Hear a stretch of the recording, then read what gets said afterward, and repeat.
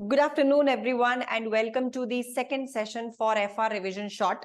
आज का टारगेट है हमारा चैप्टर नंबर 10, 11, 12, 13.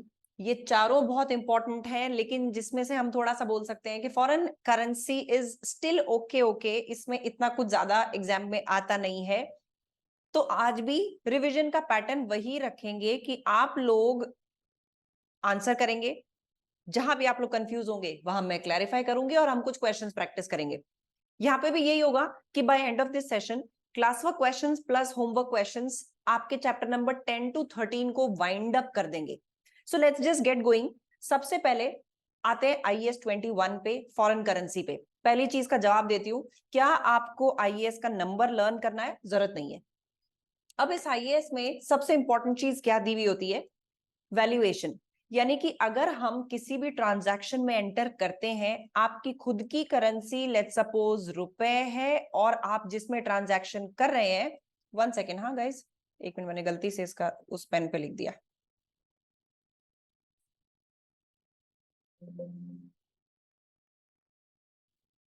ओके. सो आप कोई भी ट्रांजैक्शन पे जब एंटर करेंगे तो एंटर करते टाइम आपकी खुद की करेंसी और ट्रांजैक्शन वाली करेंसी अगर डिफरेंट है तो आपको अपने बुक्स ऑफ अकाउंट्स में एंट्री तो अपनी करेंसी में करनी है. उसको किस रेट पे लेके आते हैं? डेट ऑफ ट्रांजैक्शन किस रेट पे रिकॉर्ड होती है? I will go to Anushka to get the answer.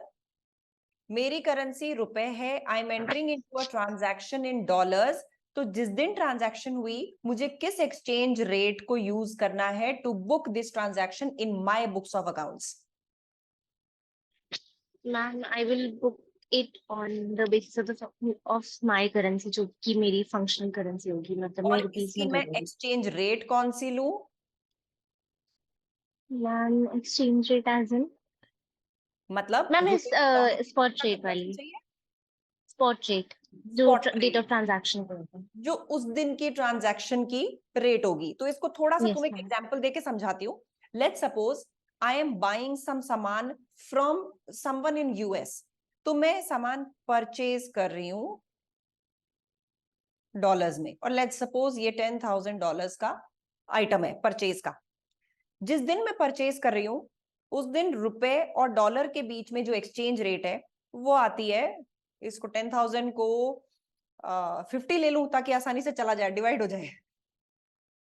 मतलब $1 आता है 50 रुपीज में. मुझे मेरी करेंसी में इस ट्रांजैक्शन को रिकॉर्ड करना है. मैं कैसे रिकॉर्ड करूं इसको? डेबिट में करूंगी परचेजेस,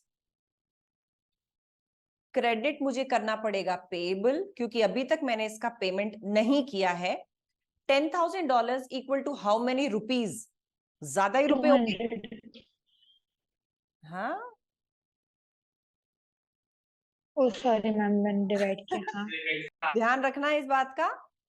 डॉलर के बदले रुपया बहुत ज्यादा है, यानी कि जब डॉलर को रुपए में कन्वर्ट करोगे तो अमाउंट ज्यादा आना चाहिए. ज्यादा कब आएगा? जब आप मल्टीप्लाई करोगे. तो 5 लाख की मैंने एंट्री कर दी. ये किस दिन आपने किया? जिस दिन ट्रांजैक्शन एंटर हुआ. अब मैं पहला केस लेती हूं. Now with in the year only I am paying off the payable. मतलब मैं पेएबल को पे ऑफ कर रही हूं लेट्स सपोज 3 महीने बाद में. तो मुझे इस लाइबिलिटी को सेटल करना है. डेबिट कर देंगे पेएबल, जितने का मैंने क्रिएट किया था मैं उतने का ही डेबिट करूंगी. लेकिन अब उस दिन की तो एक्सचेंज रेट बदल गई, क्योंकि मैंने पेमेंट किया 3 महीने बाद. उस दिन की एक्सचेंज रेट आ रही है $1 इक्वल टू क्या ले लूं? 60 ले लूं? 75. 75 ले लेती हूँ. करेक्ट. हमारी बैंड बज गई है जी.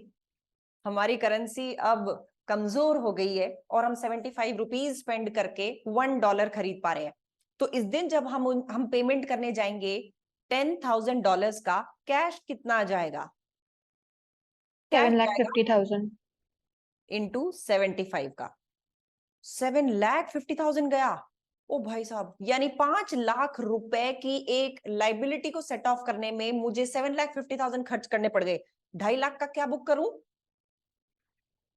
Exchange difference.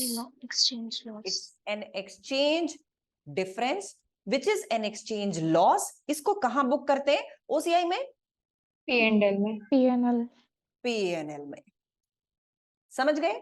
तो हमेशा एक तो ये कन्वर्ट करते टाइम बच्चे गलती करते हैं, कन्वर्जन को तुम्हें कैसे ध्यान रखना है, उस करेंसी के रिलेशनशिप को देखो।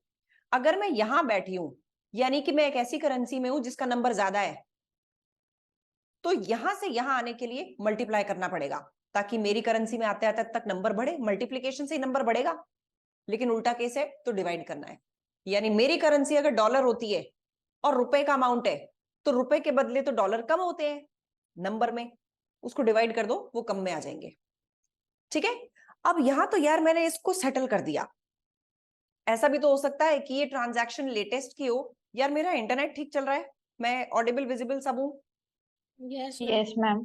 ठीक है, अब ये जो पेबल है ये मेरा ईयर एंड पे ड्यू दिख रहा है, मैंने सेटल नहीं किया अभी इसको, यानी कि $10,000 वाला पेबल मैंने अभी अपने बुक्स ऑफ अकाउंट्स में रुपीज में बुक कर रखा है 5 लाख का। अब आगे क्लोजिंग डेट, यानी कि आ जाती है 31 मार्च। तो 31 मार्च को मुझे क्या करना चाहिए, किस रेट पे इसको एक्सचेंज करना चाहिए, क्योंकि फेयर वैल्यूएशन तो हम हर चीज पे यूज कर रहे हैं। किस वैल्यू पे लेके जाऊं, स्पॉट रेट closing 31 मार्च में। या एवरेज रेट। तो हमें देखना पड़ता है दो nature of items, item monetary item है या नॉन मॉनेटरी आइटम है, correct? yes ma'am monetary and non monetary. Monetary items क्या होते हैं, जिनकी वैल्यू पैसे में ही दिखती है, तो पेबल तो मॉनेटरी आइटम है। मॉनेटरी आइटम को हम किस चीज पे कन्वर्ट करते हैं, क्लोजिंग एक्सचेंज रेट पे, करेक्ट? यानी कि 31 मार्च की जो भी एक्सचेंज रेट होगी उस पे मैं कन्वर्ट करके अब अपने पेबल्स की वैल्यू को बढ़ा दूंगी या कम कर दूंगी। Let's take an example again. Now $1 is coming at, let's suppose, $45, 45 rupees, sorry, $1 is equal to 45 rupees. मुझे अब अपने पेबल्स कितने पे रिकॉर्ड करने चाहिए, अब मेरे पेबल्स आने चाहिए 10,000 इंटू 45 पे, करेक्ट? कितने पे आने चाहिए, 450 पे। मैंने रिकॉर्ड कितने के कर रखे हैं, 5 लाख के। क्या करूं, पेबल्स को कम कर देती हूं। कैसे कम करूं, डेबिट करो पेबल्स को और क्रेडिट कर दो फायदा, कहां पे, P&L में। किस नाम से, फॉरेन एक्सचेंज गेन के नाम से। समझ गए, 50-50 हजार का। अब आपके पेबल्स Yes, ma'am. 50,000 रहेंगे, क्योंकि करंट एक्सचेंज रेट के हिसाब से अब आपको कितने का पेमेंट करना होगा, 4,50,000 का, 5 लाख का नहीं करना होगा। तो फॉरेन एक्सचेंज में इसके अलावा फॉरेन करेंसी में और कुछ भी नहीं है। अगर असेट्स की मैं बात करूं, आपसे ही किसी से क्वेश्चन पूछूं, काजल विल आंसर, चलो काजल नहीं, लेट साक्षी आंसर। साक्षी, एक असेट है जो कॉस्ट मॉडल पे बुक किया जा रहा है, मैं इसको 31 मार्च को किस रेट पे कन्वर्ट करूं? Spot rate. Okay, I will repeat the question. There is an asset, fixed asset, जो कॉस्ट मॉडल पे रिकॉर्ड हो रहा है, इसको मैं 31 मार्च पे किस रेट के हिसाब से बुक करूं? अदिति, कॉस्ट पे होगा ना मैम, जैसे हम नॉर्मली करते हैं। कॉस्ट पे होगा तो रेट कौन सी लेंगे? नहीं पता मैम। डेट ऑफ परचेज वाली, जिस पे आपने रिकॉर्ड किया था, ये उसी पे ही रहेगी। यानी हम स्पॉट रेट या क्लोजिंग रेट पे इसका कन्वर्जन नहीं करेंगे, ये कॉस्ट के कॉस्ट पे ही रहेगी। ठीक है, क्योंकि हम कॉस्ट मॉडल यूज कर रहे हैं। तो कॉस्ट मॉडल का मतलब यही हो गया कि ओरिजिनल इसकी जो वैल्यू थी वही की वही अभी भी रहनी चाहिए। अब इसके ऊपर चलो एक छोटा सा क्वेश्चन प्रैक्टिस कर लेते हैं। इसमें से 4 नंबर से ज्यादा का पेपर में कुछ आता ही नहीं है। Let's practice this. Question number 101 है ये आपके एग्जाम किट का, ये आपको प्रैक्टिस करना है अभी। निकालो बुक कॉपी, मैं ही करा रही हूं पर तुम लोग मेरे साथ साथ करते चलो। An entity took out a bank loan for 12 million dinars on 1st January 2011. Let's suppose it repaid 3 million dinars to the bank on 30th November 2011. The entity has a reporting date of 31st December 11 and a functional currency of dollars. यानी loan लिया गया है दिनार में, इसकी खुद की currency क्या है, डॉलर। एक्सचेंज रेट आपको दे रखी है जनवरी की, 30th नवंबर की जब थोड़ा सा पेमेंट हुआ था, फिर 30th दिसंबर की जिस दिन इनकी क्लोजिंग डेट आ रही है। What is the total loss arising on the above transactions in the year ended 31st December 2011? कैसे अप्रोच करोगे इस तरह के क्वेश्चंस को? एक एक आइटम के ऊपर रिकॉर्ड करना चालू कर देते हैं डॉलर में। तो दिनार को डॉलर में कन्वर्ट करने के लिए सबसे पहला रूल, करेंसी का रिलेशनशिप समझो। दिनार $1 के अगेंस्ट, यानी कि मैं $1 इक्वल टू 6 दिनार लिख दूं, चलता है? सही लिखा है? दूसरी डेट, इस पे रेट क्या थी? 5 दिनार्स। तीसरी रेट क्या है? 5.6 दिनार। तुम्हें सबसे पहले ये कंफ्यूजन क्लियर आउट होना चाहिए। मेरी करेंसी कौन सी है? डॉलर, ठीक है। आपने जो लोन लिया है 12 मिलियन का, इस दिन पे 6 के हिसाब से इसको कन्वर्ट कर दें अपनी करेंसी में, तो 6 के हिसाब से मेरी करेंसी कम है, यानी कि मुझे ये जो 12 मिलियन है, इस 12 मिलियन को डिवाइड बाय 6 करना चाहिए ताकि डॉलर आ जाए। बताओ, डॉलर कम आएंगे ना? ज्यादा दिनार्स पे कम डॉलर, ये रिलेशनशिप है ना इनकी एक्सचेंज रेट का। Yes ma'am. कितना आ रहा है? 2 million। क्योंकि आंसर 000 में था, इसलिए मैंने 000 उड़ा दिए। ठीक है, यहां तक डन। 2000 का हमने रिकॉर्ड किया। अब क्या हुआ? आपने इस दिन कुछ पेमेंट कर दिया, करा। कितने का पेमेंट करा आपने? 3 मिलियन का। 3 मिलियन को क्या बोलते हैं? 3000। 3000 का पेमेंट आपने किस हिसाब से किया होगा? कितने डॉलर खर्च किए होंगे 3 मिलियन 600। का पेमेंट करने के लिए? 600 खर्च किए होंगे। करेक्ट, समझ गए? कितनी लाइबिलिटी सेटल हुई होगी यहाँ पे? ये जो आपने यहाँ बुक किया 2000 का, ये था 12 मिलियन का, इसमें से 3 की सेटल हो गई। कितनी हो रही है? 500। $500 की लाइबिलिटी सेटल हो रही है $600 में। बाप रे, यहीं पे क्या हो गया?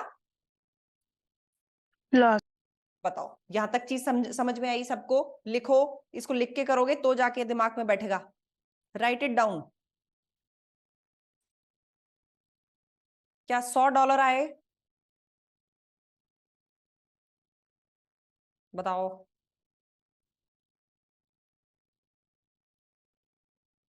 मैम ये 2 million/12 वाला फिर से एक्सप्लेन करना।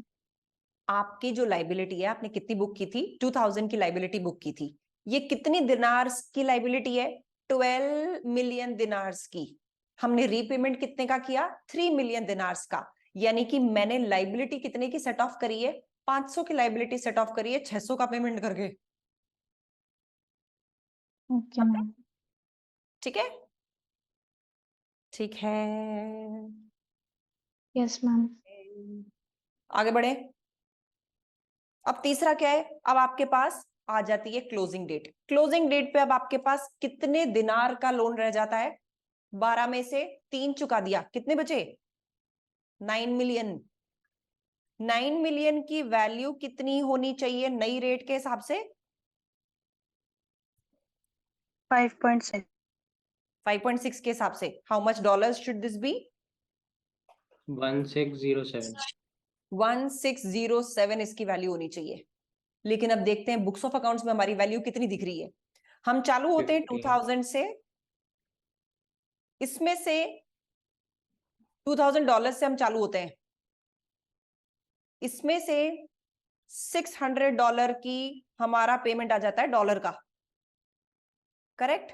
और हमारी क्लोजिंग वैल्यू बताती है 1607। अब ये जो डिफरेंस है, ये आपका फिर से एक्सचेंज गेन या लॉस है। बताओ ये कितना आ रहा है? हम 500 माइनस नहीं करेंगे? 500 माइनस कर लो, तो उसको 100 को फिर एडजस्ट करते याद रखना। मतलब अपने को ये लॉस कंसिडर करना है अलग से, वो ध्यान रखना। ठीक है, ये कितना आ रहा है बताओ? What is the difference? 107। 107। 1500। 107। हाँ 107 ही तो आ रहा है बैलेंसिंग फिगर। Balancing figure. ठीक है, ठीक है। ऐसा क्यों लग रहा है कि ये बिल्कुल काला अक्षर भैंस बराबर हो गया तुम लोगों के लिए? इसका मतलब फॉरेन करेंसी प्रैक्टिस नहीं किया।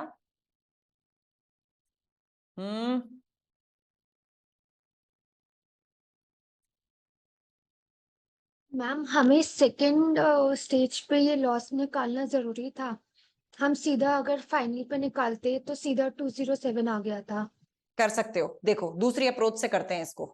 पर अगर क्वेश्चन ने बीच वाले पे सेटलमेंट पूछा तो क्या करोगे फिर? क्वेश्चन मैम ने तब अगर ये पूछा कि ये यहाँ पे जो सेटलमेंट हुआ है उस पे क्या गेन या लॉस हुआ, then it will be a problem.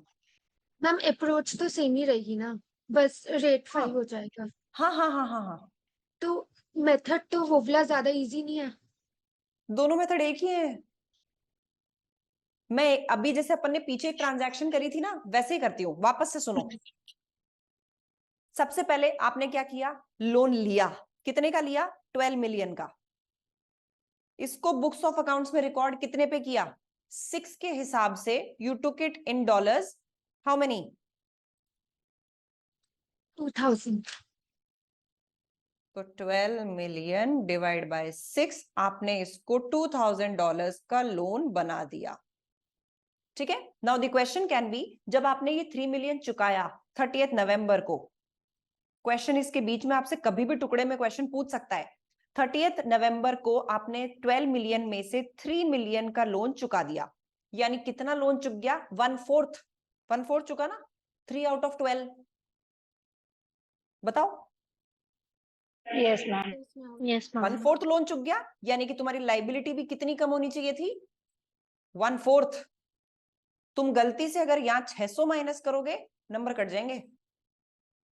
Liability 600 की कम नहीं हो रही है, पेमेंट 600 का हुआ है। समझे?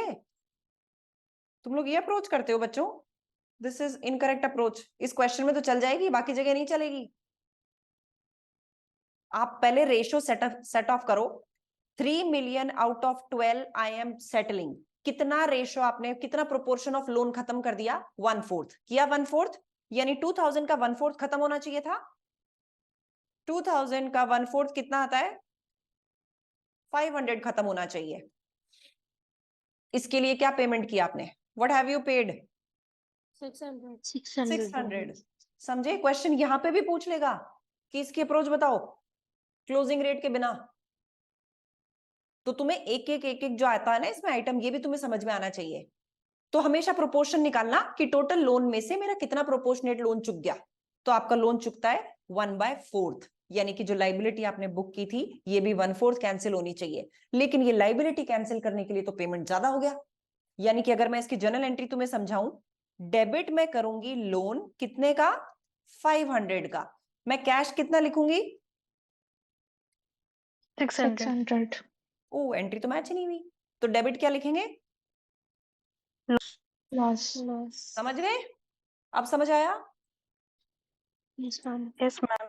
ठीक है, तो अब अपन यहां से इसको हटाते हैं। चलो तीसरी डेट पे आ जाओ। अब मेरे पास 31 दिसंबर को लोन कितना बचना चाहिए? 12 में से 3 चला गया, 9 मिलियन का बचना चाहिए। करेक्ट? करेक्ट। Yes ma'am. अगर 9 मिलियन को मैं क्लोजिंग रेट पे लेके आऊं तो वैल्यू क्या आ रही है? 5.6 के हिसाब से क्या वैल्यू आ रही है इसकी यार? 1607। 607। 1607। 1607। जबकि मेरे हिसाब से तो ये 2000 माइनस 500 हुई है। यानी लोन मैंने सबसे पहली एंट्री में तो क्रेडिट लोन बुक किया था 2000 का, अभी अपन ने एंट्री करी इसमें डेबिट लोन अपन ने किया 500 का। इसका मतलब लोन का बैलेंस तो 1500 आ रहा है। समझे? लोन तो अभी भी $1500 का दिख रहा है, ये 1607 में कैसे रिकॉर्ड करें? तो इसके लिए हम एक एडिशनल एंट्री करते हैं। हम क्रेडिट करते हैं लोन कितने का? 107 का। एडिशनल 107 ही है ना। डेबिट किससे करूं? पीएनएल से। अब क्वेश्चन यहां पे किसी भी फेज का क्वेश्चन पूछ सकता है एग्जाम में। वो आपसे सिर्फ इस ट्रांजैक्शन का भी पूछ सकता है, वो आपसे सिर्फ इस ट्रांजैक्शन को भी पूछ सकता है। तो ये जो टोटल वाली अप्रोच है वो यहां तो बैठ जाएगी, हर केस में नहीं बैठेगी जब इंडिविजुअल ट्रांजैक्शन आ जाएगा। ठीक है, समझ गए? पूरा लॉजिक समझ में आया कि कैसे बिल्ड हो रहा है ये? बताओ एवरीवन, प्लीज कंफर्म। यस ठीक है, तो यस अब अपन मैम। टोटल लॉस अपन कितना बुक कर गए? 107 तो यहां कर दिया, और ये पहले वाली ट्रांजैक्शन में 100 यहां कर दिया था। Answer should be 207,000। टुकड़ों टुकड़ों से भी तैयार रखना इसकी प्रिपरेशन को। कहीं से भी कुछ भी पूछ लेता है एग्जामिनर, ठीक है।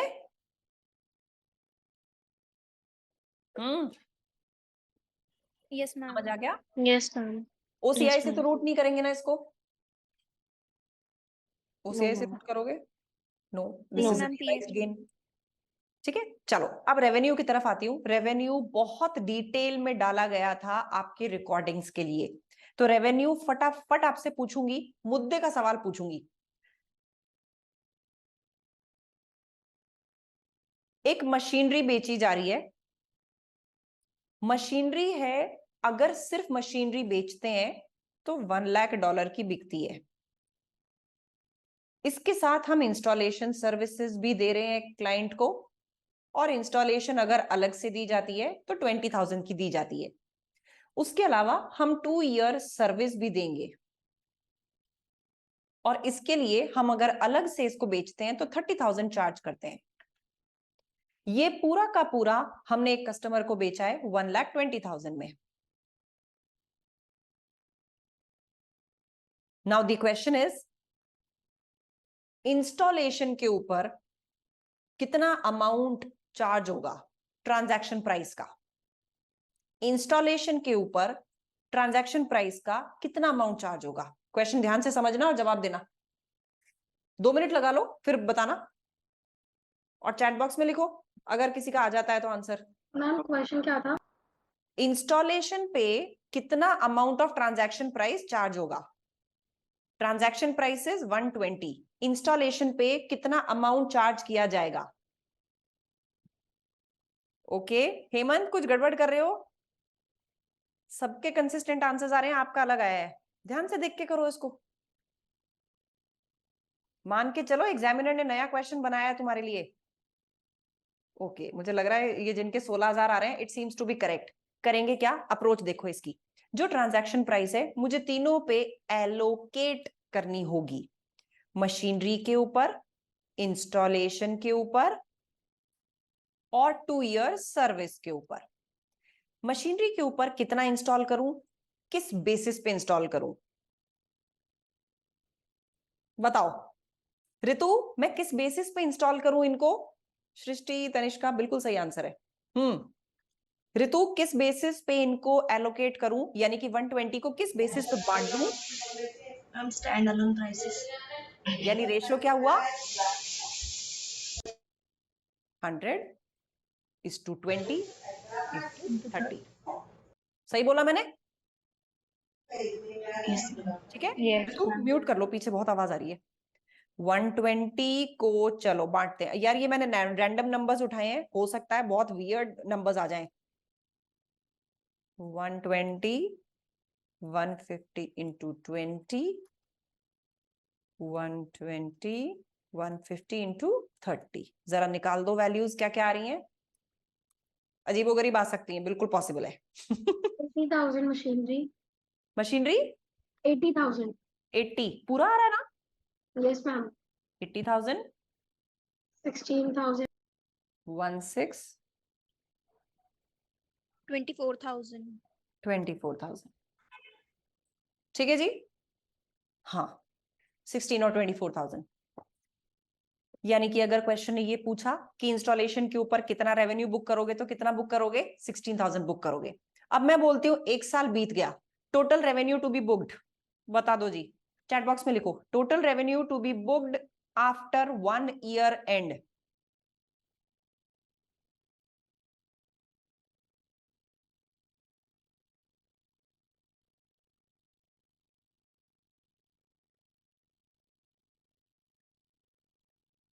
अमृत, ठीक लग रहा है,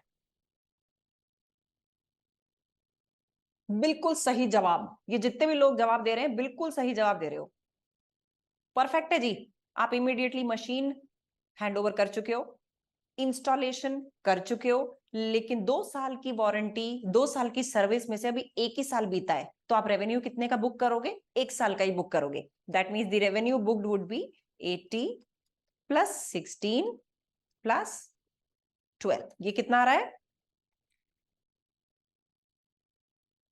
108,000।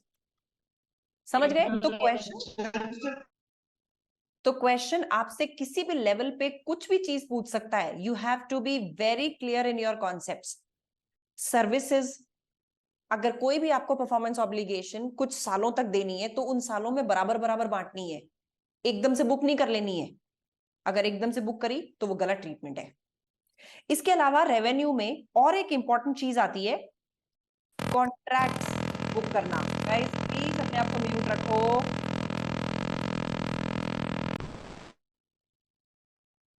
हेमंत कुमार प्लीज अपने आप को म्यूट रखो. मैं म्यूट करती हूँ, आप बार बार अनम्यूट कर देते हो.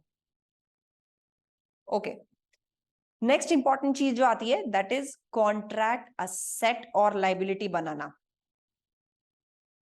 इसका बड़ा समराइज्ड मैंने फॉर्म आपको उस रिकॉर्डिंग में दिया था. फटाफट से इसको ब्रीफ कर लेते हैं. सबसे पहला स्टेप क्या करना है, आइडेंटिफाई ये करना है कि कॉन्ट्रैक्ट प्रॉफिटेबल है, लॉस मेकिंग है या पता ही नहीं है.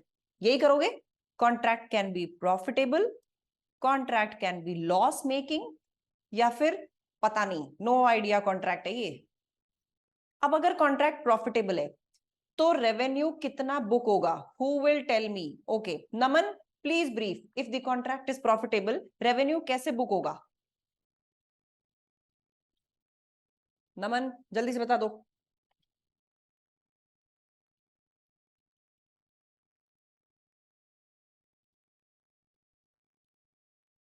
Saurabh you tell.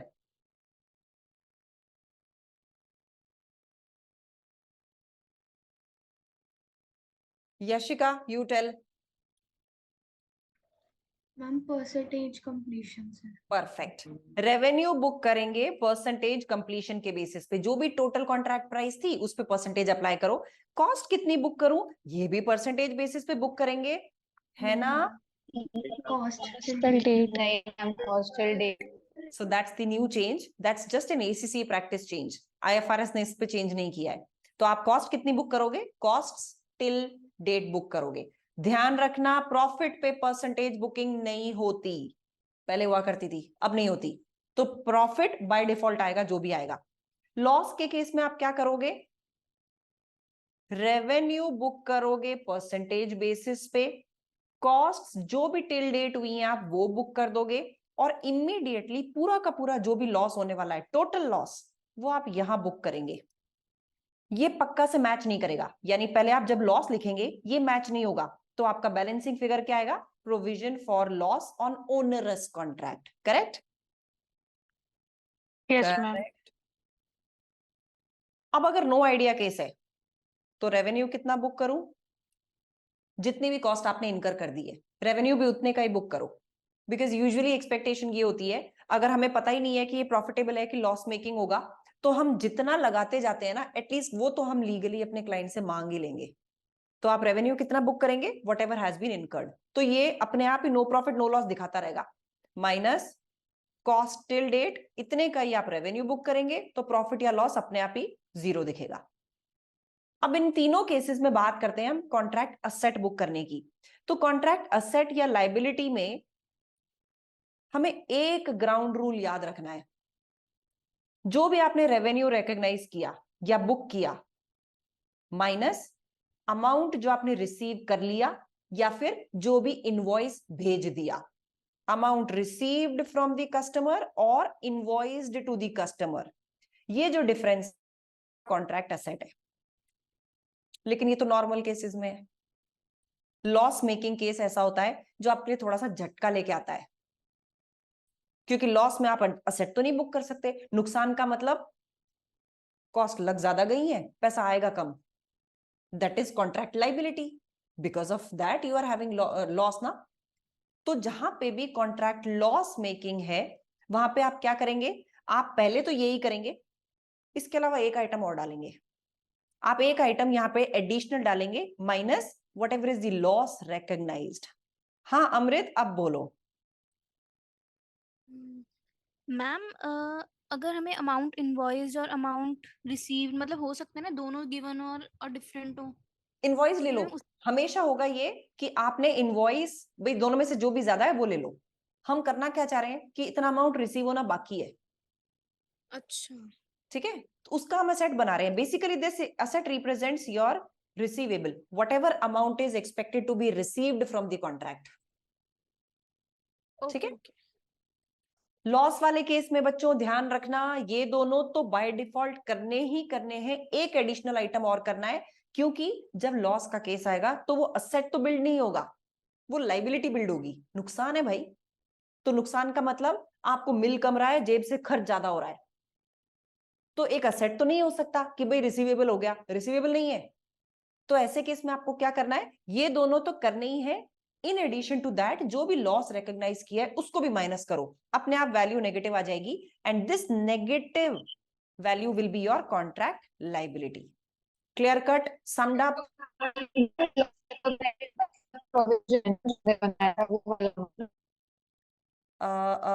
एक minute, your voice is cracking a lot. किसका क्वेश्चन था? ओके, सबको क्लियर हुआ? Yes ma'am. ठीक है, चलो, तो contract asset, contract liability, these are done, जिनके ऊपर ही मेजरली क्वेश्चंस आते हैं। रेवेन्यू का कोई क्वेश्चन इसमें मैं करा नहीं रही हूं, बिकॉज मैंने रिकॉर्डिंग में ऑलरेडी सारी वैरायटी डाल दी। अब एक जो क्वेश्चन करेंगे उसमें रेवेन्यू का एक हिस्सा आएगा। अब आ जाओ लीजेस पे, अनदर वेरी इंपॉर्टेंट स्टैंडर्ड। लीजेस मैं सबसे पहले रिकॉर्ड कैसे करूं, मतलब initial recording in the books of accounts कैसे होनी चाहिए? ओके, सृष्टि कैसे करूं लीज ट्रांजैक्शन को record? Srishti ma'am at cost पे होगा इनिशियली। क्या चीज होगी? मैम एक तो हम right of use asset debit करेंगे और लीज लायबिलिटी क्रेडिट करेंगे। Perfect, right of use asset आएगा और लीज लाइबिलिटी आएगी। परफेक्ट। नेक्स्ट मुझे लक्ष्य जरा बता दो, लीज लाइबिलिटी कैसे कैलकुलेट होती है? प्रेजेंट वैल्यू का, present value of what? Lease payment.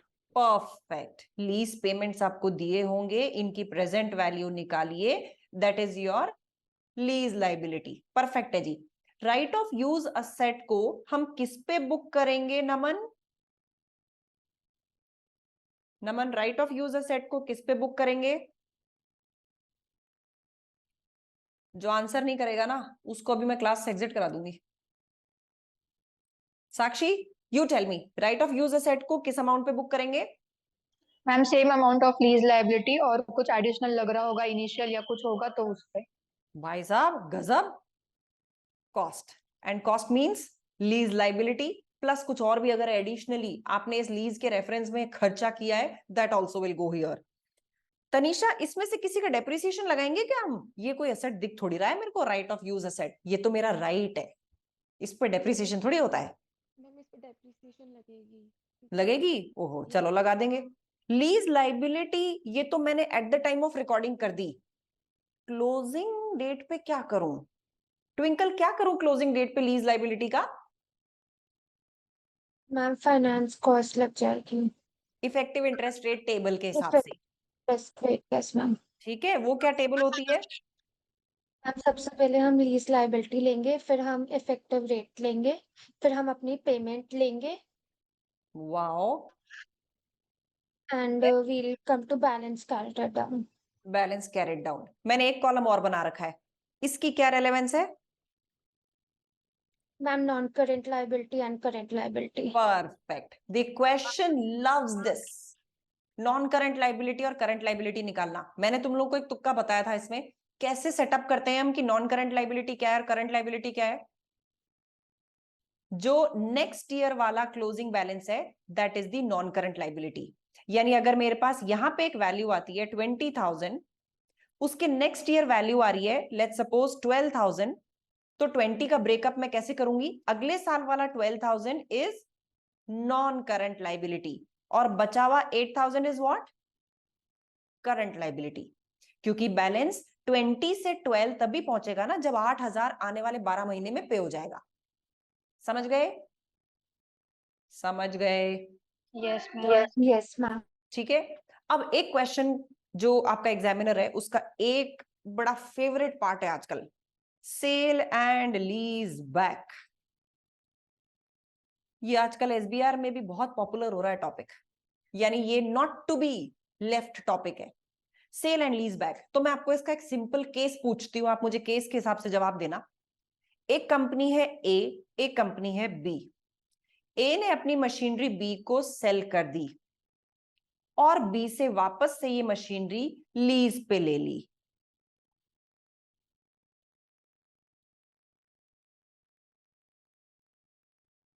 इसके केस में क्या मुझे प्रॉफिट बुक करना है?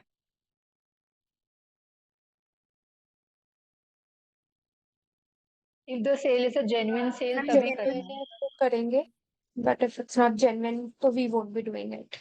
करेक्ट, यानी अगर जेन्युइन सेल है तब तो ये बुक कर लो आप, लेकिन अगर ये फर्जीवाड़ा है तो इस असेट को निकालने की भी जरूरत नहीं है बुक्स ऑफ अकाउंट से। तो चलो, अब मैं मानती हूं इट्स अ जेन्युइन सेल। अब ये जेन्युइन सेल है तो मैं प्रॉफिट को कैसे बुक करूं? एक जर्नल एंट्री थी बड़ी लंबी सी, वो वाली जर्नल एंट्री करेंगे, यानी डेबिट करेंगे सबसे पहले पैसा, क्योंकि सेल ट्रांजैक्शन से पैसा आएगा। क्रेडिट करेंगे पीपीई, क्योंकि मशीनरी आपकी जेब से गई, आपकी बुक्स ऑफ अकाउंट से भी जानी चाहिए, ये कैरिंग अमाउंट होगा, पूरा कैरिंग अमाउंट निकाल दो। लेकिन मैंने लीज पे ले लिया असेट को वापस, तो एक right of use asset picture में आएगा, and the moment a right of use asset comes into picture, immediately lease liability should also come into picture, and the balancing of this journal entry should be profit or loss on sale. Correct? अब बस मुझे right of use asset का amount कैसे निकलेगा वो पता लगाना है, लीज लाइबिलिटी का कैसे पता लगेगा और P&L का कैसे लगेगा, सिर्फ ये बताना है। तो मुझे कोई भी आप में से प्रकाश डालेंगे कि कौन सा वाला फॉर्मूला इसमें यूज करके हम राइट ऑफ यूज असेट पे पहुंच सकते हैं। ओके, ये फंस गया जो आदमी इसमें क्वेश्चन में आएगा।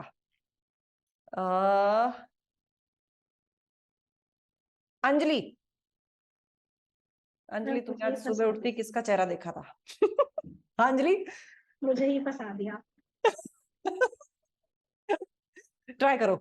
चलो मैं बता देती हूँ। राइट ऑफ यूज एसेट्स का जो था वो था lease liability upon selling price into carrying amount of the asset sold. सही है मैम? अदिति ये सही है क्या?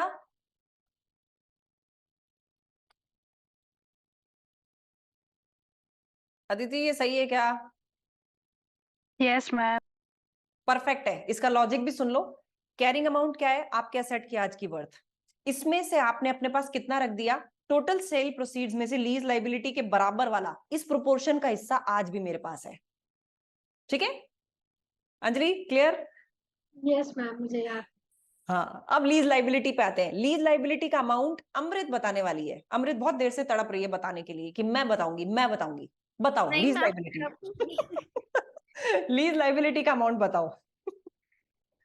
मैम वही present value. Present value of lease payments. अब तुम तो बहुत सस्ते में छूट गई। चलो P&L बता दो, इतना बुरा मानने की क्या बात है।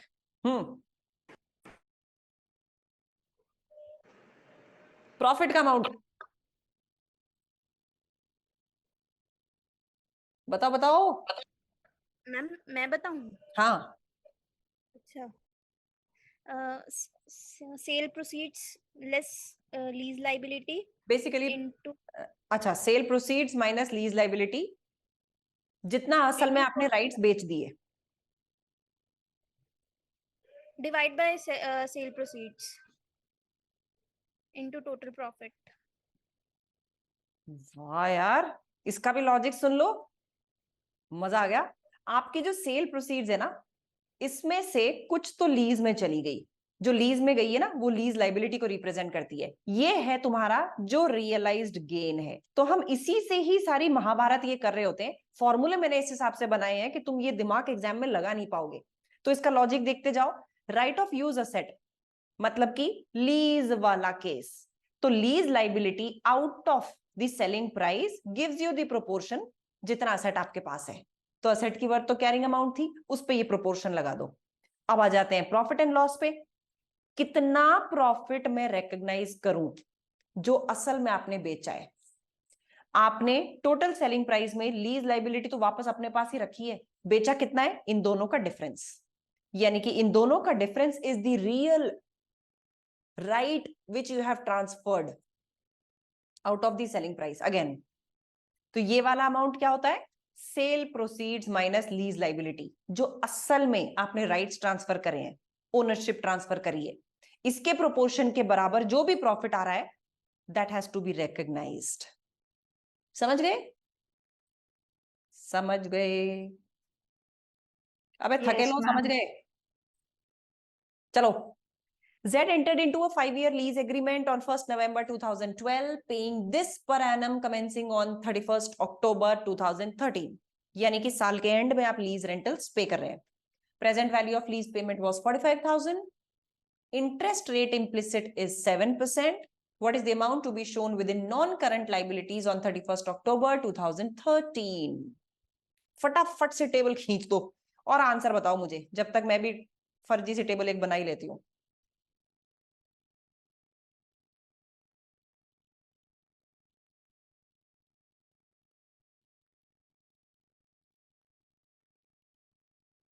मजा आ रहा है लिखने में।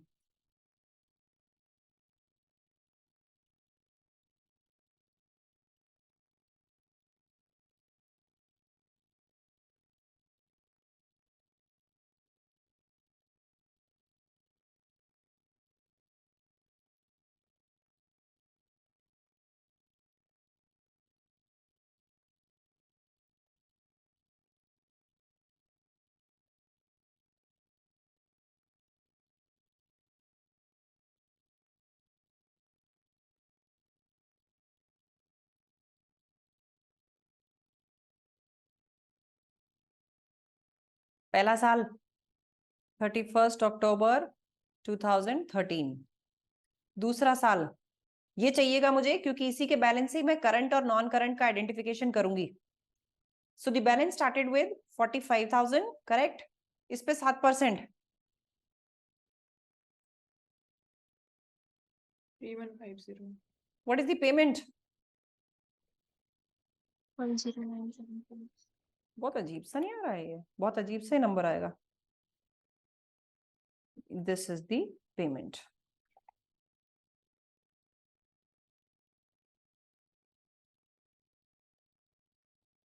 $37,175। Yes, ma'am.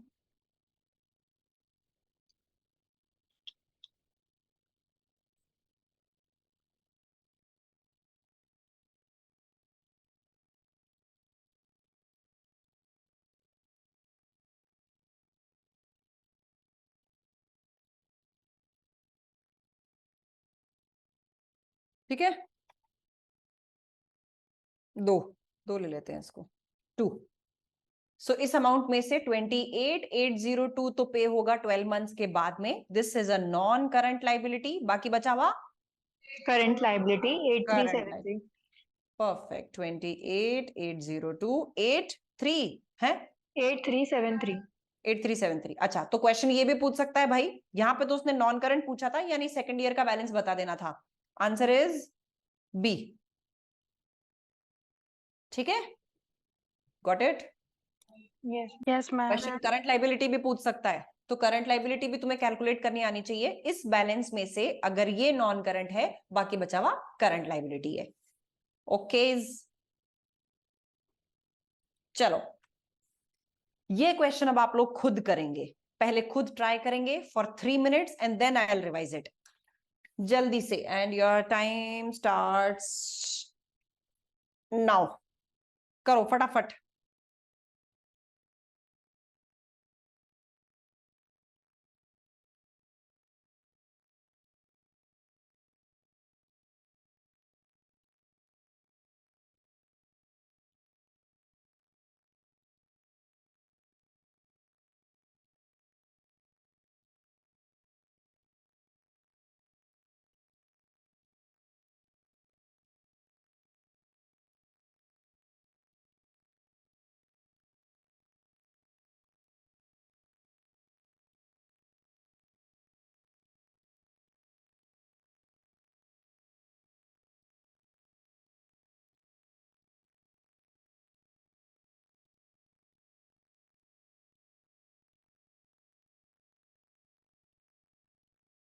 मुझे बस इतना बता दो, इस क्वेश्चन में क्या कैलकुलेट करोगे तुम लोग? मैम वो जर्नल एंट्री। और जर्नल एंट्री में एग्जैक्टली क्या चाहिए तुम्हें?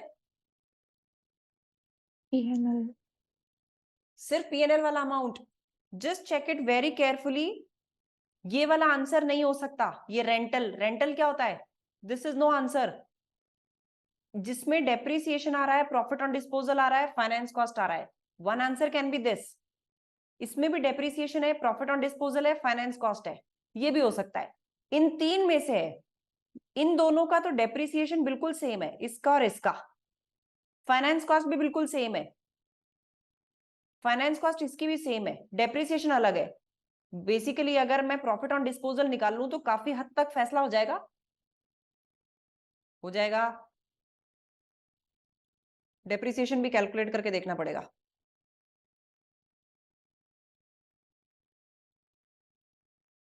Cell proceeds 2 million।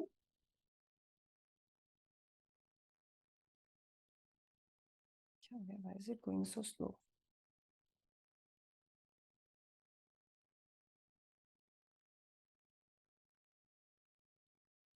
Lease liability is 599,000. Carrying amount of property is 1.6 million.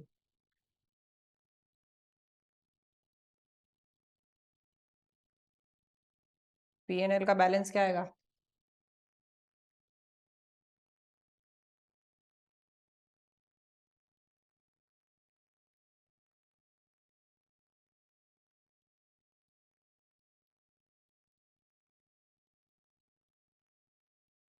Total profit कितना आ रहा है ट्रांजैक्शन पे?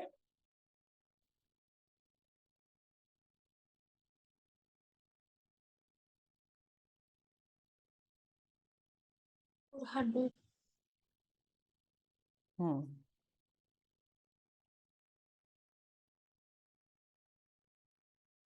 ओह, ये क्या किया मैंने?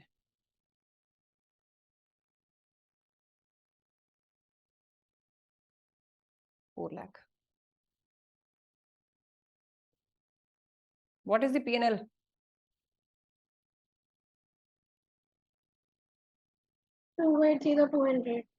Okay. 280,200. That means the answer has to be amongst A and D. Correct? दोनों की फाइनेंस कॉस्ट सेम है, इसको करने से कोई मतलब नहीं है। अब सिर्फ डेप्रिसिएशन लगाने की बात रह गई। डेप्रिसिएशन किस पे निकलता है? राइट ऑफ यूज एसेट पे। करेक्ट? तो राइट ऑफ यूज एसेट निकालना मैम पड़ेगा। Answer is A. ए आ रहा है? Yes ma'am. पहले राइट ऑफ यूज एसेट की वैल्यू बता दो। राइट ऑफ यूज एसेट आएगा लीज लाइबिलिटी के बराबर प्रोपोर्शन का। 599। Correct. 2 million into carrying amount कितना था उसमें से, ये प्रोपोर्शन हमारे पास अभी भी है 16 lakhs। कितना है राइट ऑफ यूज एसेट अपने पास अभी भी? 479। 200। 479, 200 लगा दो इसके ऊपर। डेप्रिसिएशन कितने सालों की लीज है? 5। तो ये आंसर आना चाहिए। हाँ, 9। ए आएगा 95,840। समझ गए अप्रोच इस तरह के क्वेश्चंस की? अब इस तरह के Yes, क्वेश्चंस ma'am. में ये कुछ भी पूछ सकता है, ठीक है? It can be anything. It can be balance, ROU का क्या का अमाउंट बनेगा, प्रॉफिट का क्या अमाउंट बनेगा, लीज लाइबिलिटी आपके पास है ही, डेप्रिसिएशन का अमाउंट भी पूछ सकता है, फाइनेंस कॉस्ट भी पूछ सकता है। फाइनेंस कॉस्ट किससे निकलेगी? Lease liability. Effective interest rate table से। लीज लाइबिलिटी जो 599 की है, इस पे एक बार इफेक्टिव इंटरेस्ट रेट लगाना जरा।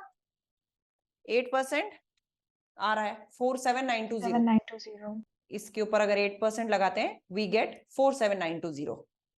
ठीक है? The question can ask anything out of these 4-5 items. तो ये एक टॉपिक आपको बहुत सारी चीजें कवर करके देता है। आ जाओ फटाफट इस पे, सेल एंड लीज बैक पे, and you should get 3 minutes for this.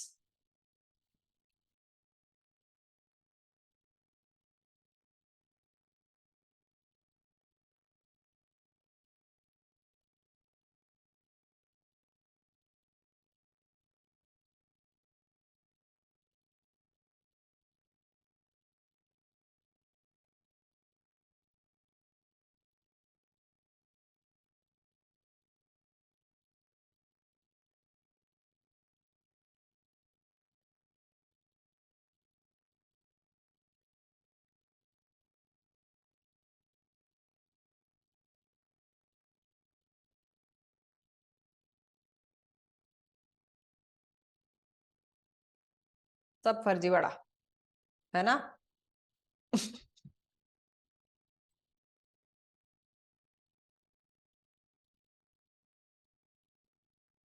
सब झूठ है इसमें, सब झूठ। राइट्स ट्रांसफर मत कर देना। ओके अमृत,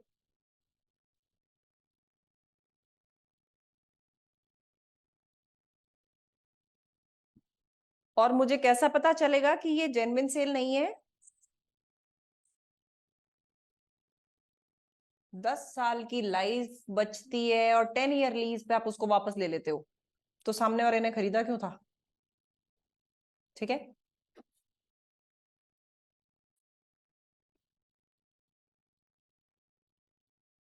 बहुत कम लोगों के आंसर्स आ रहे हैं भाई। ट्विंकल का आंसर है करेक्ट, अमृत का आंसर है करेक्ट। देखो, टाइम वेस्ट करने की बजाय, ये एक जेन्युइन सेल ही नहीं है। कैसे पता चलता है?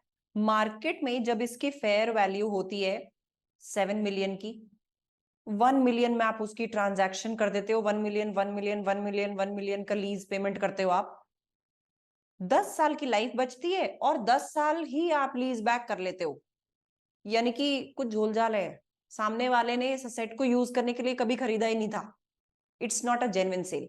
इन दैट केस आप इसमें क्या बुक करोगे? ये जो पैसा आया है सेल से, इसको लोन ट्रीट करोगे। इस असेट के ऊपर खुद डेप्रिसिएशन चार्ज करते रहोगे। कैरिंग अमाउंट कितना है? 6 मिलियन का, तो 6,000 पे कितना डेप्रिसिएशन आएगा 10 साल की लाइफ के हिसाब से? 600। पहला अमाउंट तो आता है डेप्रिसिएशन का। दूसरा, जब इसको लोन ट्रीट करोगे तो इंटरेस्ट पेमेंट होगा, यानी फाइनेंस कॉस्ट पिक्चर में आएगी। कितने की फाइनेंस कॉस्ट? ये डील कितने की हुई? 7 मिलियन की, 7,000 की। और इसके ऊपर कितना इंटरेस्ट आप पे कर रहे हैं? 490. 490, 1090। इसके अलावा तो कोई और खर्चा दिख नहीं रहा। बस 1090 इज द टोटल अमाउंट जो इसमें पीएनएल में ट्रांसफर होगा। समझे? Got it? Yes, ma'am. Practice कम करके बैठे हो यार तुम लोग आज। कल तो बहुत ही एक्टिवली जवाब दे रहे थे। अब चलो, ये वाला क्वेश्चन भी आपको करना है विद इन टाइम लिमिट। इसको तुम लोग ही करोगे, ठीक है?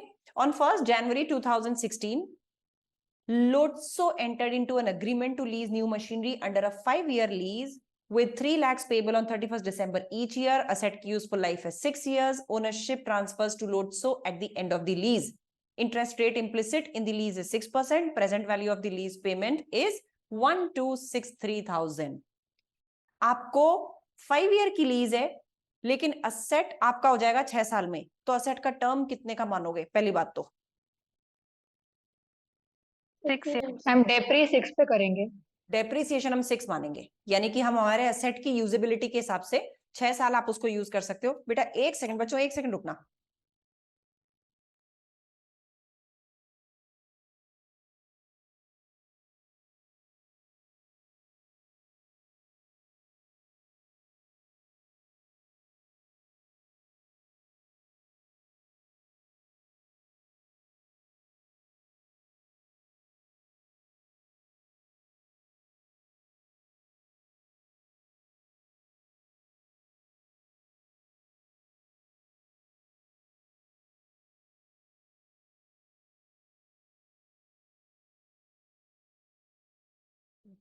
ओके, हाँ जी।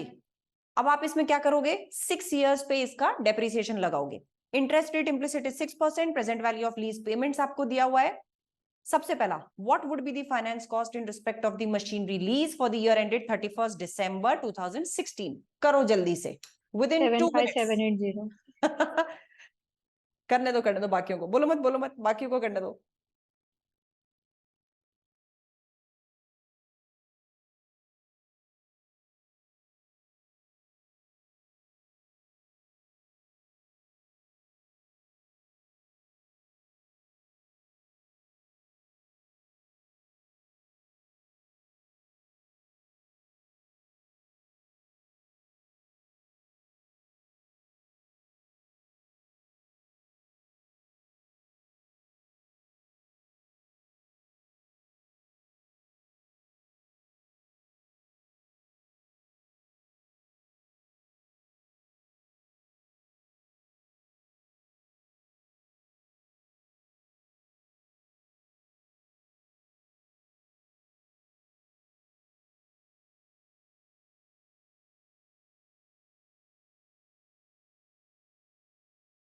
हाँ जी, डन हुआ।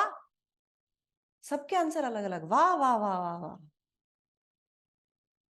नहीं ऋतु, सबका आंसर सेम है, आपका अलग आ रहा है।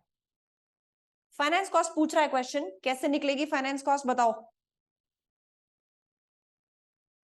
Lease liability is how much? How much is the lease liability? 1263 इस पे रेट कौन सी लगाएंगे? 6%। आप 1 जनवरी 2016 को इस ट्रांजैक्शन में एंटर करते हैं, 31 दिसंबर की, यानी उसी साल के एंड का आपसे ये पूछा हुआ है, कितना परसेंट लगा दोगे फाइनेंस कॉस्ट कैलकुलेट करने के लिए? 6%। लगाओ जरा, कितना आ रहा है?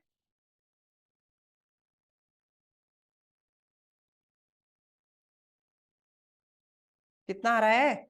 126,300 इंटू 6%, दिस शुड बी 75780। बताओ, सबका यही आया?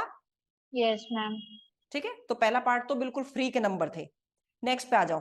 What current liability will be recorded in Lotso statement of financial position in relation to the machinery lease? इसी टेबल को आगे कैरी ऑन करते हैं, यानी कि टेबल हमें बनानी पड़ेगी। इसमें बनाओ टेबल और लगाओ इस पे 3 मिनट।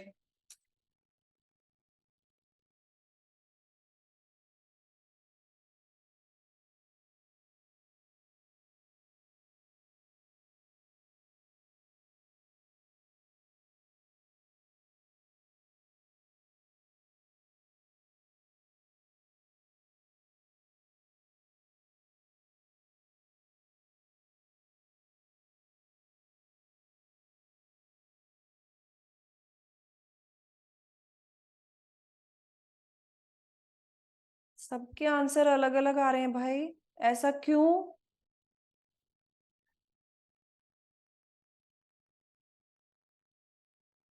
ओके, अब कंसिस्टेंट आ रहे हैं सबके। Answer is B. कैसे आ रहा है फटाफट से चेक करके देख लो। तुम्हारा पहले वाला बैलेंस आता है 1,263,000, इसके ऊपर आप इम्प्लिसिट रेट कितनी निकालते हो? अभी कितनी निकली थी? 7 कितनी थी? 75780। 75780। 75780। आप इसमें से पेमेंट कितना कर देते हो? 3 लाख। 3 3 लाख। लाख।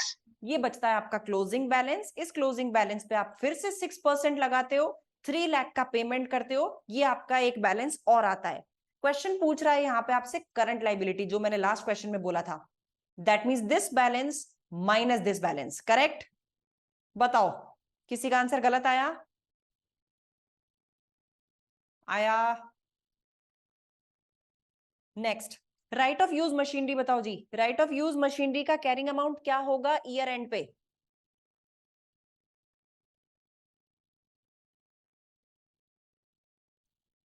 दो मिनट में कैलकुलेट करो।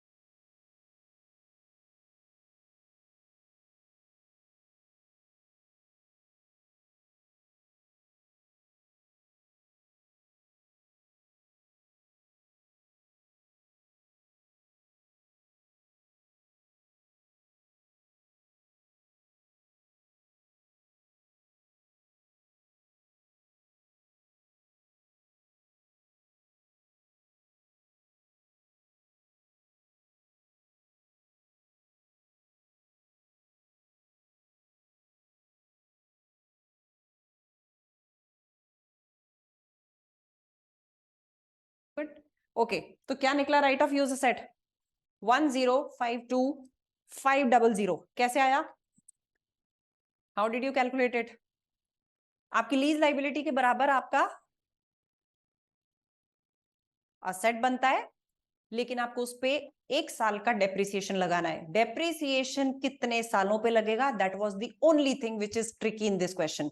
तो कितने पे लगेगा, 6 पे, 5 पे? 6 पे। 6 सालों पे। तो डिवाइड बाय 6 करके डेप्रिसिएशन लगाओ and drag out the answer. तो आंसर क्या आ रहा है, ये सी। ठीक है, चलिए बढ़िया, आगे। What would be the carrying amount of the head office? तो head office के लिए हमें next वाला पैराग्राफ पढ़ना पड़ेगा। Lotso sold its head office to a finance company but continued to use the head office for the remainder of 20-year estimated useful life under a lease agreement. The carrying amount of head office was 10 million, fair value of the asset and the sale proceeds were 11.5 million. तो सबसे पहली चीज ये cell and lease back है, जिसमें आप क्या बोलते हो कि ये जेन्युइन सेल लग रही है? असेट की जो लाइफ थी पूरी की पूरी उतने पे तुमने लीज बैक कर ली। No ma'am. Ma'am, it will be treated as loan. Perfect, तो असेट को हटाना ही नहीं है। Carrying amount of head office बोलो, 10 मिलियन। इसकी वैल्यू क्या होगी, माइनस करो इसका डेप्रिसिएशन, बी। बी आ रहा है 95 लाख। Yes ma'am. ठीक है, लास्ट वाला, identify the statements true or false. Statement 1, in a sale and lease back transaction no profit will be recognized by the lessee. Lessee मतलब सेलर। सेलर। क्यों भाई, करेगा ये, बताओ। स्टेटमेंट 1 मैम तभी करेगा ना जब जेन्युइन सेल होगी। इनका कहने का लेकिन मतलब ये है कि कभी भी नहीं करेगा, गलत बात, कभी तो करेगा ही। ठीक है, in a sale and lease back transaction sale proceeds will usually be treated as a loan to the lessee, हमेशा। No ma'am. No, when No, the ma'am. Sale is not a genuine sale. ठीक है, सो आगे की condition clarified नहीं है, तो इसका मतलब ये कहना चाह रहे हैं कि हमेशा, तो हमेशा तो ऐसा नहीं होता जी। अब आ जाओ IAS 12 पे, टैक्सेशन पे। तो टैक्सेशन साहब ऐसी बीमारी है जो सेक्शन सी के हर क्वेश्चन में घुसी होती है। कॉन्सेप्ट इसमें बहुत ज्यादा नहीं है। Defer tax liability, defer tax asset. मैं तुम्हें अभी बात करती हूँ प्रैक्टिकल क्वेश्चंस की, कि प्रैक्टिकल क्वेश्चंस किस चीज के आसपास घूमते हैं। सेक्शन सी के क्वेश्चन में आपको मिलेगा एक एसेट पे रिवैल्यूएशन गेन, और इस रिवैल्यूएशन गेन पे आपको डेफर टैक्स लाइबिलिटी भी हाथ के हाथ बुक करनी होगी। यानी जितना भी गेन हुआ है उसके ऊपर टैक्स की रेट लगाओ, वो डेफर टैक्स लाइबिलिटी बन जाएगी। अब इस डेफर टैक्स लाइबिलिटी को कहां से निकालते हैं, पीएनएल से या ओसीआई से? ओसीआई से। ओसीआई से। रिवैल्यूएशन गेन ओसीआई में जाता है ना, तो उससे रिलेटेड उसका डेफर टैक्स लाइबिलिटी वो भी ओसीआई से ही रूट होगी। ठीक है, अब इसके अलावा डेफर टैक्स लाइबिलिटी और असेट में बच्चा नहीं फंसता, बच्चे फंसते हैं जब करंट ईयर टैक्सेशन भी उसके अंदर घुस जाता है, अंडर प्रोविजन और ओवर प्रोविजन की बातें होने लग जाती हैं। तो ध्यान रखना, इसको सिंपल लेमैन की तरह करो। इस साल के P&L में हमें क्या क्या प्रोविजन करना है? पहला, जो करंट ईयर का चाहिए, ये आपको अमाउंट डायरेक्ट दिया होगा। फिर दूसरा, ट्रायल बैलेंस में कितना अमाउंट दिख रहा है प्रोविजन के नाम का। अगर ट्रायल बैलेंस में डेबिट में टैक्स प्रोविजन आ रहा है, इसका क्या मतलब? Over provision. Under provision. Under provision. Under provision. Debit में प्रोविजन होने का मतलब, प्रोविजन एक डब्बा होता है, all provisions are liabilities, it's a डब्बा। इसके डेबिट में होने का मतलब, लाइबिलिटी डेबिट में कैसे है, यानी शॉर्ट है, समझे? जबकि लाइबिलिटी अगर क्रेडिट में हो, यानी कि अगर इसका बैलेंस क्रेडिट में दिख रहा है टैक्स प्रोविजन के नाम पे, इसका मतलब ये क्या है, आपका डब्बा भरा हुआ है, it's an over provision, already आपने प्रोविजनिंग कर रखी है। समझ गए? दोनों का डिफरेंस समझ में आएगा अब एग्जाम में। ट्रायल बैलेंस में प्रोविजन, टैक्स प्रोविजन का डेबिट का मतलब प्रोविजन कम पड़ रहा है, नेगेटिव में गया हुआ है, जबकि क्रेडिट होने का मतलब आपके पास ऑलरेडी प्रोविजन के नाम पे कुछ रखा हुआ है, because tax provision is a liability, ideally it should be credit balance. अब ऐसे केस में क्या होगा, आप अगर अंडर प्रोविजन से जूझ रहे हैं तो करंट ईयर तो बनाओ ही बनाओ, ये और बनाओ, यानी इस साल के P&L से करंट ईयर के प्रोविजन का भी इंतजाम करो और ये जो कमी पड़ रही है उसका भी इंतजाम करो। लेकिन अगर ओवर प्रोविजन है तो यानी कुछ तो लेस तुम्हारे कर पास रखा है। देंगे। मतलब आपने लेट्स सपोज 500 का ऑलरेडी बना के रखा हुआ है, इस बार चाहिए 1200। करंट ईयर का प्रोविजन होना चाहिए 1200, 500 ऑलरेडी बना के रखा हुआ है, तो P&L से इस बार कितना मांगोगे? डिफरेंस 700। ठीक है, तो टैक्सेशन के क्वेश्चंस को जो हर सेक्शन सी में आएगा उसको तुम्हें लॉजिक से करना है। जैसे एक सेक्शन ए का क्वेश्चन मैंने यहां पे उठाया है, इसको ट्राई करते हैं। The following information has been extracted. Estimated income tax for the year. Direct इस साल का इनकम टैक्स कितना है? 75,000. टैक्स पेड इतना, इनकम टैक्स वापस से नए साल का। ओहो हो, इस तरह का क्वेश्चन तो दिक्कत करेगा। इसका इलाज है T shape account. Income tax account is a liability account. कहां से चालू होगा? क्रेडिट से। करो इसका बैलेंस ब्रॉट डाउन। ये पुराना साल, ये नया साल।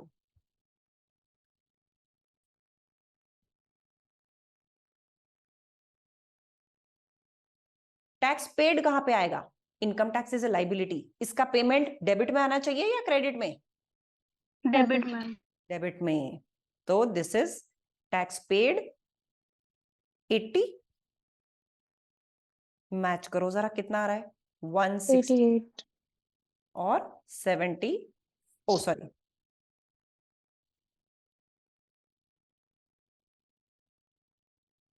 88 आ रहा है। यस यस मैम मैम 88 आ रहा है। ये क्या है? इस बार P&L से बनाया होगा, तभी टैक्स का डब्बा भरा है, इसलिए क्रेडिट में एंट्री डाली है। क्वेश्चन पूछना क्या चाह रहा था कि इसमें नंबर्स बताओ, स्टेटमेंट ऑफ P&L में क्या जाएगा और स्टेटमेंट ऑफ फाइनेंशियल पोजीशन में क्या जाएगा। पहले तो फाइनेंशियल पोजीशन में क्या जाएगा मुझे ये पता लग सकता है? ये बैलेंस शीट के आइटम्स होते हैं। Yes ma'am current year tax provision. क्या ये 83,000 जाएगा? यस मैम P&L में क्या जाएगा? 88 कैश फ्लो स्टेटमेंट में क्या जाएगा? 80,000। समझे? This is a part of cash flow statement. बताओ किसी को कोई समस्या? लॉजिक से पढ़ रहे हैं अपन, कुछ रटा फटा तो नहीं कर रहे हो? बोलो। नहीं मैम No, समझ मैम। आया। ठीक है, क्लियर है ये बिल्कुल? Yes ma'am. Yes, ma'am. Yes, ma'am. चलो ये वाला क्वेश्चन भी ट्राई करते हैं एक बार। Homes has the following balances. आपके पास टैक्सेशन का क्रेडिट का क्या मतलब हुआ? डब्बे में पैसे की कमी है या ज्यादा है? ओवर प्रोविजन है। ओवर प्रोविजन है, यानी हमारे पास पैसा रखा है। ओवर प्रोविजन है, इंतजाम। डेफर टैक्स ये भी क्रेडिट है। क्या मतलब इस बात का? डब्बे में पैसा है या कमी है? है ma'am. So you have provision already. तो इसको मैं क्या बोलूं? We have a balance. The taxation balance relates to, अगर ये एग्जाम में लाइन नहीं हो तो भी तुम्हें समझ में आनी चाहिए। अब ACCA का पार्ट हो ना, एक प्रोफेशनल डिग्री का पार्ट हो, ट्रायल बैलेंस देख के समझ में आना चाहिए कि डेबिट है तो इसका क्या मतलब है, क्रेडिट है तो इसका क्या मतलब है। ये क्वेश्चन ना भी बताए तो तुमने पहले लिख लेना है कि ये ओवर प्रोविजन है। ऑन 30 जून 2014 यानी इसी डेट पे directors estimate that the provision necessary for current year profits is 12,000। इस साल का प्रॉफिट कितना चाहिए? 12,000। तो ये तो P&L से निकालना ही पड़ेगा। The balance on the deferred tax account needs to be increased to 23,000, which includes the impact of increase in property valuation below. एक प्रॉपर्टी थी, उस पे गेन हुआ है 10,000 का। इसके ऊपर जरा मुझे deferred tax liability immediately calculate करके दे दो, कितनी आएगी? 3,000। परफेक्ट, 8,000। 3,000 की लाइबिलिटी आएगी। लेकिन क्वेश्चन बोल रहा है कि डेफर्ड टैक्स अकाउंट है, इसको आपको बढ़ाना है 23,000 तक। 16 से 23 जाना है, सही बोला मैंने? Yes ma'am. Yes ma'am. 16 already है, यहां से मुझे लेके जाना है इसको 23 तक, और इस 23 में ऑलरेडी ये अमाउंट है 3,000 वाला, यानी 23 बनाने के लिए ये 3,000 भी कंसिडर करना है। ये मुझे क्यों बता रहे हैं ये कि 3,000 कंसिडर करना है? क्या करूं इससे? क्योंकि मैम ये OCI से आएगा ना। ये P&L से नहीं, ये अमाउंट OCI से आएगा। समझे ये बात? और क्वेश्चन यहाँ पे क्या पूछ रहा होगा कि भाई पीएनएल से क्या निकालोगे वो बता दो, तो क्या मैं 3000 को पीएनएल से निकालूंगी? No ma'am. 3000 को मैं पीएनएल से नहीं निकालूंगी। बाकी बचे हुए कितने को निकालूंगी पीएनएल से? 9000 को। 23 और 16,000 में गैप कितने का है? 7000 का। 7,000 का। 7,000 में से 3,000 तो ये वाला है जो ओसीआई से निकलेगा, बाकी बचा हुआ मुझे कहां से इंतजाम करना है? पीएनएल से।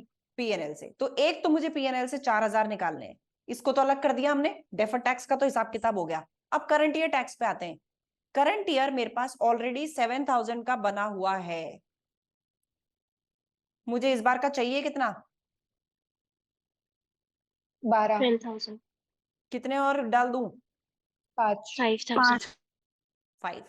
तो करंट ईयर प्रोविजन के नाम का 5,000 और डेफर्ड टैक्स लाइबिलिटी के नाम का 4,000। टोटल पीएनएल से कितना अमाउंट निकाल लूं? 9,000। ठीक है, वापस से सुनो एक बार इसका ब्रीफ, काफी इंपॉर्टेंट क्वेश्चन है ये। पीएनएल का प्रोविजन मुझे इस बार जो करंट टैक्स प्रोविजन है वो चाहिए 12,000, मेरे पास ऑलरेडी 7 बना हुआ है, यानी पीएनएल से मुझे 5,000 का प्रोविजन और बनाना है। अब आते हैं डेफर्ड टैक्स लाइबिलिटी पे। डेफर्ड टैक्स लाइबिलिटी इस बार चाहिए 23, पहले से थी 16, यानी और बनानी होगी 7,000। ये पूरी की पूरी पीएनएल से बना सकते हैं, लेकिन इसमें से 3,000 का अमाउंट ऐसा है जो रिवैल्यूएशन से रिलेटेड है, यानी 3,000 तो ओसीआई से ही बनेगा। तो पीएनएल से कितना बनेगा? बचावा 4,000।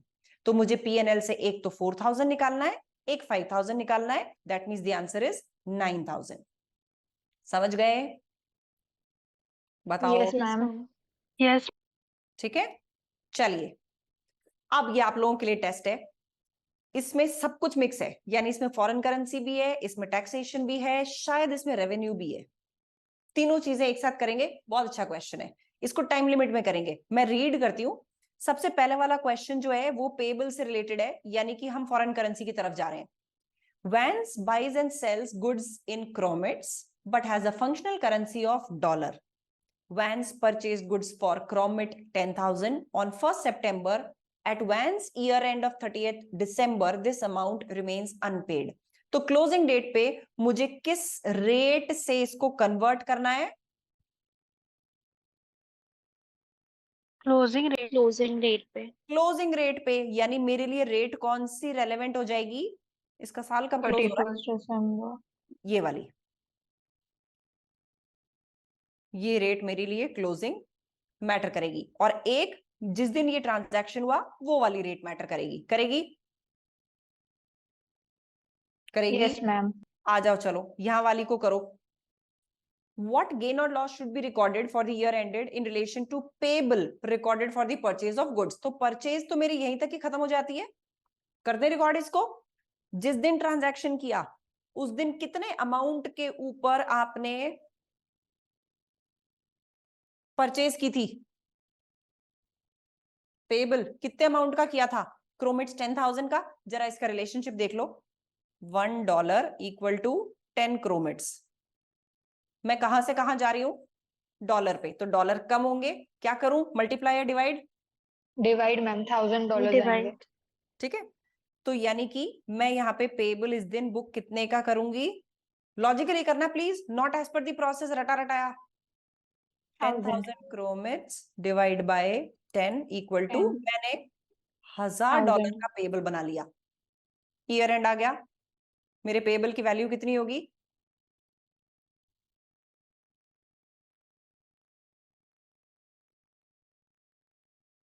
$1,250। क्या बोलते हो? 250 का लॉस लॉस। हो गया 250 का। $250 खामखा घर बैठे बैठाए सिर फूट गया। समझ गए? किसी को कोई डाउट? यस मैम, क्लियर है। ठीक है, चलो आगे वाले पार्ट पे चलते हैं। What gain or loss should be recorded in relation to sale of goods? तो सेल ऑफ गुड्स उसके नेक्स्ट पैराग्राफ में है, ये रही। किस दिन सेल करी? वही 1 सितंबर को। यानी आपने क्या बुक किया होगा? Receivable, correct? कितने का रिसीवेबल बुक किया होगा? 1000. Oh, sorry. हाँ मैम. 6000. Yes ma'am. ठीक है, लेकिन अब इसमें कुछ पार्ट पेमेंट आया है। 1 अक्टूबर को पेमेंट आया है कितने का? 30,000 क्रोमेट्स का। 30,000 60 के हिसाब से कितने हुए?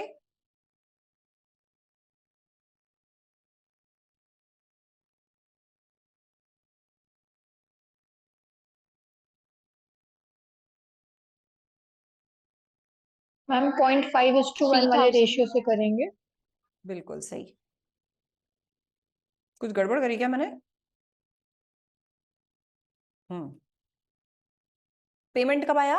1 अक्टूबर को। कितना पेमेंट आया? मैंने अभी क्या बोला था? देखना लोन कितना सेटल हो रहा है। यहाँ पे रिसीवेबल कितना सेटल हो रहा है? आधा हो रहा है कि नहीं हो रहा है? Yes ma'am. रिसीवेबल 50% सेटल हो रहा है। हो रहा है भाई, यानी 600 Yes में मैम. कितना सेटल होना चाहिए? 300 होना चाहिए बराबर. 6000 में से 3000 सेटल 3000. 3000. 3000 सेटलमेंट के लिए कितना अमाउंट रिसीव हुआ है? 2875.1. Is it? चेक करना एक बार। Yes ma'am. 2857 point.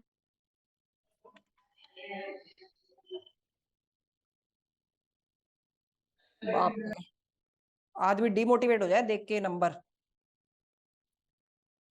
2857 क्या बोलते हो? ये फायदा हुआ है या नुकसान हुआ है?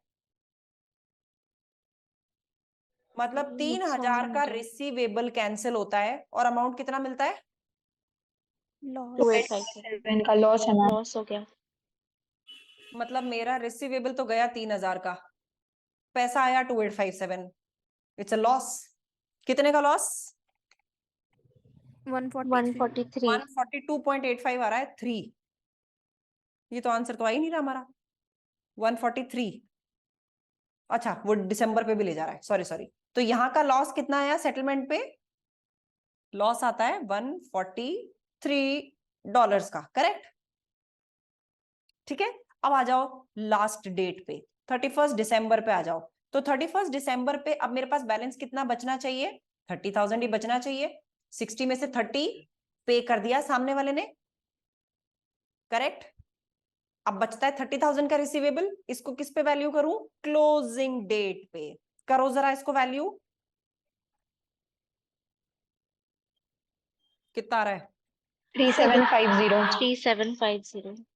$3750। और अगर मैं ऊपर के हिसाब से कैंसिलेशन देखूं तो कितने वर्थ आ रही है इसकी? 6 में से 3,000 वाली $3,000. वैल्यू कितनी हो गई है? 3750 हो गया. 3750। क्या हो रहा है इसको? 750 का गेन. जो रिसीवेबल मेरी बुक्स ऑफ अकाउंट्स में 3000 का दिखता था, उसकी वैल्यू आज 3750 हो गई, यानी कि 750 का क्या हुआ? फायदा गेन हुआ. Gain हो गया. ठीक है, तो 750 का फायदा और 143 का लॉस, क्या बोलते हो? टोटल गेन 7 का 607. total gain. 607, ये फायदा हो रहा है। ठीक है, यही क्वेश्चन इंडिविजुअल ट्रांजैक्शंस भी पूछ सकता है।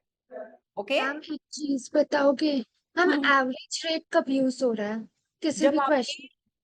ड्यूरिंग द ईयर की परचेजेस को अगर आपको करना है तो ये तो बैलेंसेस हैं, पेबल्स का बैलेंस, राइट, रिसीवेबल्स का balance. balance sheet items will be using closing and for P&L we'll be using average. Yes, ठीक है। तो साल की टोटल परचेजेस P&L में अगर आप कन्वर्ट करना चाहते हो तो आप एवरेज रेट पे कन्वर्ट करोगे। ठीक है, Okay, मैम। चलो मैम इसकी एक बार जर्नल एंट्रीज बिल्कुल जैसे करो, जर्नल एंट्री करो। तो तुम लोग ये अमाउंट पकड़ के रखना, साफ कर दो इसको, yes ma'am amount note down करके रखना। मैं जर्नल एंट्री करती हूँ। सबसे पहली जर्नल एंट्री, जिस दिन मेरा रिसीवेबल बना होगा, करो डेबिट, रिसीवेबल क्रेडिट करो, सेल्स। ये फर्स्ट मुझे एंट्री बताओ, 1 सितंबर वाली। 60,000 डिवाइड बाय 10 वाज 6,000। ठीक है, ये किया अपन ने 1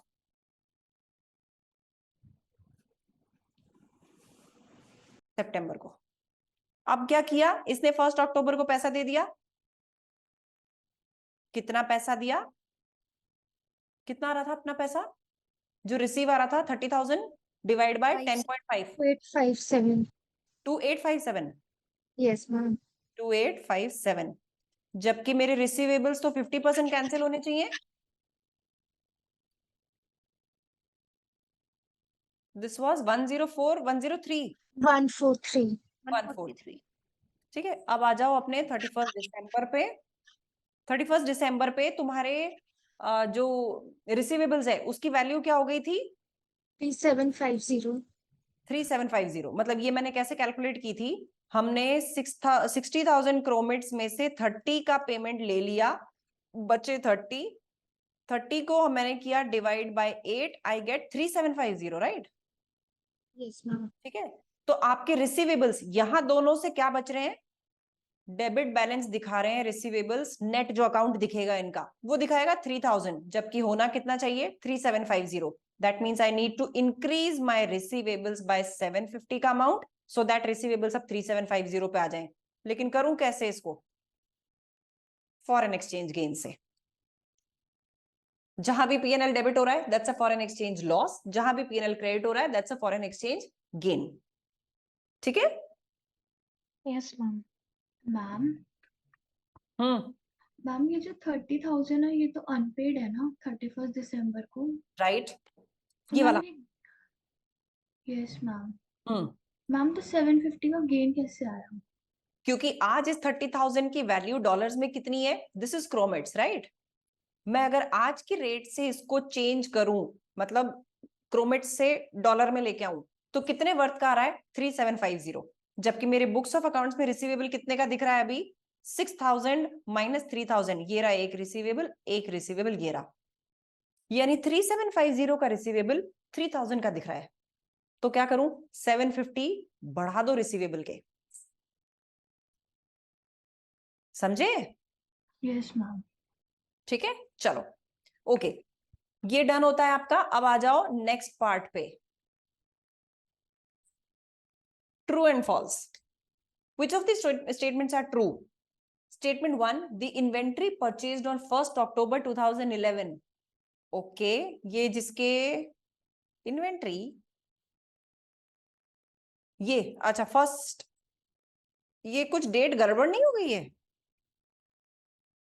ये बोल रहा है inventory purchased on 1st October. 1st अक्टूबर को तो बेची थी, थोड़ी डेट में गड़बड़ होगी।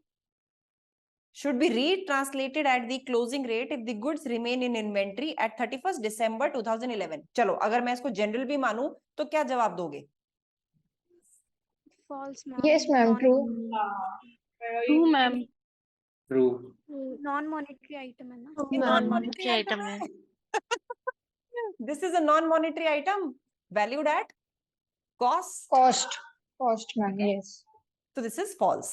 Next, the foreign exchange gains will be added to revenue for the year. नहीं मैम, फॉल्स। शाबाश, P&L में गेन दिखाएंगे। शाबाश, मतलब ये तो कोई ऐसा कर देगा ना तो उसके चार्टर्ड अकाउंटेंट होने पे। नेक्स्ट वो पूछ रहा है टैक्स एक्सपेंस के बारे में, that means we need to reach here. Vance assistant accountant estimated the tax expense at 43,000। पूरे साल का एक्सपेंस इन्होंने कितना बोला, 43,000. यानी 43 मुझे चाहिए करंट ईयर का। However, he had ignored deferred tax at 1st January 11। Vance had a deferred tax liability of 130, यानी कि ऑलरेडी डब्बे में कितना अमाउंट है 130। deferred tax liability का। At 31st December, Vance had temporary differences of 360, tax पे करता है 25% पे, यानी कि इस बार का उसको कितना अमाउंट चाहिए 90,000। 90,000 चाहिए। All movements in deferred tax are taken to P&L।